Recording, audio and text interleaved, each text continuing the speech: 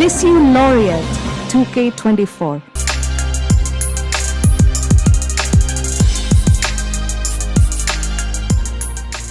ചോദ്യം 1. സ്വർഗീയ നന്മകൾ എൻ്റെ സ്വന്തമല്ല, അവയെല്ലാം എന്താണെന്നാണ് വിശുദ്ധ കൊച്ചുത്രേസ്യ പറയുന്നത്? ഉത്തരം: അവയെല്ലാം നല്ല ദൈവം എനിക്ക് കടമായി തന്നിട്ടുള്ളതാണ്. ചോദ്യം 2. എന്താണ് ലൈസൻസ് സമയം? ഉത്തരം: സഹോദരിമാർ തമ്മിൽ ആത്മീയ വിഷയങ്ങളെക്കുറിച്ച് സ്വതന്ത്രമായി സംസാരിക്കാൻ അനുമതിയുള്ള സന്ദർഭം. ചോദ്യം 3. ദിവ്യകാരുണ്യം സ്വീകരിക്കാൻ സാധിക്കാത്തതിലുള്ള സങ്കടം കൊണ്ട് വിശുദ്ധ കൊച്ചുത്രേസ്യ ഈശോയോട് പറയുന്നതെന്ത്? ഉത്തരം: ഒരു സക്രാരിയിൽ എന്ന പോലെ അവിടുന്ന് എന്നിൽ വസിക്കണമേ. ചോദ്യം 4.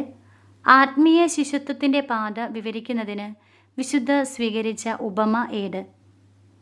ഉത്തരം: ലിഫ്റ്റിൻ്റെ ഉപമ. ചോദ്യം 5. യേശു നമ്മിൽ നിന്ന് വൻ കാര്യങ്ങളല്ല ആഗ്രഹിക്കുന്നത്, പിന്നെ എന്ത് ആഗ്രഹിക്കുന്നു എന്നാണ് വിശുദ്ധ പറയുന്നത്? ഉത്തരം: വിനയാന്വിതമായ സമർപ്പണവും നന്ദിയും. ചോദ്യം 6. ആത്മാക്കളിൽ തൻ്റെ രൂപം ചിത്രീകരിക്കുവാൻ യേശു തിരഞ്ഞെടുത്തിരിക്കുന്ന കൊച്ചു തൂലികയാണ് വിശുദ്ധ കൊച്ചുത്രേസ്യ. യേശു തൻ്റെ തൂലികയായി ആദ്യമായി വിശുദ്ധയെ ഉപയോഗിച്ചത് എന്ന്? ഉത്തരം: 1892 ഡിസംബർ 8. ചോദ്യം 7. കർമ്മല മഠത്തിൽ നോവിഷ്യറ്റിൽ വിശുദ്ധയുടെ തുണ സഹോദരി ഏത്? ഉത്തരം: യേശുവിൻ്റെ മർത്ത. ചോദ്യം 8. സ്നേഹം പുഷ്ടിപ്പെടുന്നത് എന്തുകൊണ്ടാണ്? ഉത്തരം: ത്യാഗങ്ങൾ കൊണ്ട്. ചോദ്യം 9. യേശു വിശുദ്ധയ്ക്ക് കൊടുത്തിട്ടുള്ള അജയ്യമായ ആയുധങ്ങൾ ഏവ? ഉത്തരം: പ്രാർത്ഥനയും ഹോമബലിയും. ചോദ്യം 10. വാക്കുകളേക്കാൾ ആത്മാക്കളെ സ്പർശിക്കുന്നത് എന്താണെന്ന് വിശുദ്ധ കൊച്ചുത്രേസ്യ പറയുന്നത്? ഉത്തരം: പ്രാർത്ഥനയും ഹോമബലിയും. ചോദ്യം 11. വിശുദ്ധ കൊച്ചുത്രേസ്യയ്ക്ക് പ്രാർത്ഥിക്കുന്നതിനായി ലഭിച്ച ആദ്യത്തെ വൈദിക വിദ്യാർത്ഥിയുടെ പേര്?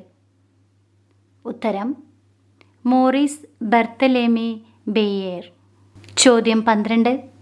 വിശുദ്ധ കൊച്ചുത്രേസ്യയ്ക്ക് പ്രാർത്ഥിക്കുന്നതിനായി ലഭിച്ച രണ്ടാമത്തെ വൈദിക സഹോദരൻ്റെ പേര്? ഉത്തരം: ഫാദർ അഡോൾഫ് റുളാങ്. ചോദ്യം 13. ഒരു കർമ്മലിത്ത സഹോദരിയുടെ തീഷ്ണത എന്തായിരിക്കണമെന്നാണ് കർമ്മലിത്ത ജീവിതാദർശം എന്ന പുസ്തകത്തിൽ പറയുന്നത്?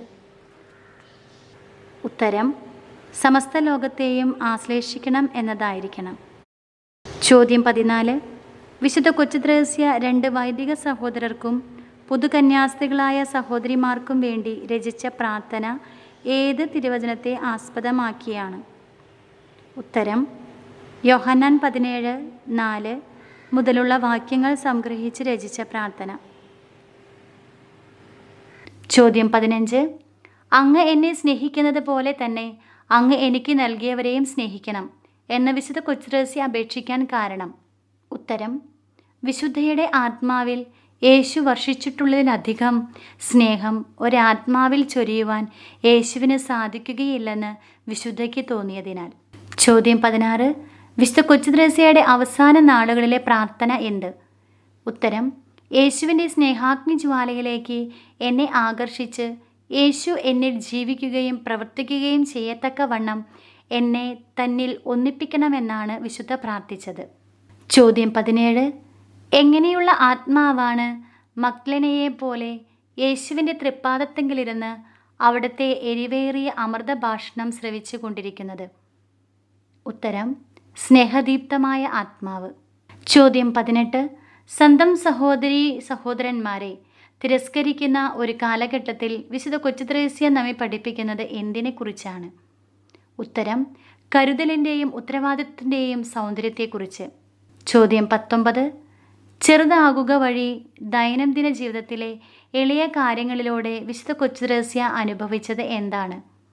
ഉത്തരം: ഉപവി. ചോദ്യം 20. അവസാനം വരെ വർഷിക്കപ്പെട്ട ക്രിസ്തുവിൻ്റെ സ്നേഹത്തെക്കുറിച്ച് ധ്യാനിച്ചുകൊണ്ട് എന്ത് ചെയ്യാനാണ് വിശുദ്ധ കൊച്ചുത്രേസ്യ നമ്മെ പ്രചോദിപ്പിക്കുന്നത്? ഉത്തരം: പൂർണ്ണമായ ആത്മവിശ്വാസം പുലർത്താൻ. ചോദ്യം 21. ഇതായിരുന്നു സുവിശേഷം ഗ്രഹിക്കുന്നതിൻ്റെ വിശുദ്ധ കൊച്ചുത്രേസ്യയുടെ താക്കോൽ. ഏത്? ഈശോയോടുള്ള സ്നേഹം. ചോദ്യം 22.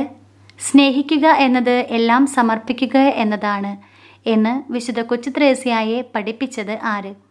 ഉത്തരം പരിശുദ്ധ കന്യകാമറിയം. ചോദ്യം 23. വിശുദ്ധ കൊച്ചു ത്രേസ്യായുടെ ആത്മചൈതന്യത്തിൻ്റെ ഏറ്റവും മനോഹരമായ അടയാളങ്ങൾ. ഉത്തരം വിശുദ്ധ കൊച്ചു ത്രേസ്യ വിതറിക്കൊണ്ടിരിക്കുന്ന റോസാപ്പൂക്കൾ. ചോദ്യം 24. ഇത് വിശുദ്ധ കൊച്ചു ത്രേസ്യായുടെ വിപ്ലവകരമായ തിരഞ്ഞെടുപ്പായിരുന്നു. ഏത്? ഉത്തരം സഭയുടെ ഹൃദയത്തിൽ ഞാൻ സ്നേഹമായിരിക്കും എന്നത്. ചോദ്യം 25. പ്രായമോ ജീവിതാവസ്ഥയോ ഒന്നും നോക്കാതെ ആർക്കും നടക്കാവുന്ന വഴിയാണിത്. ഏത്?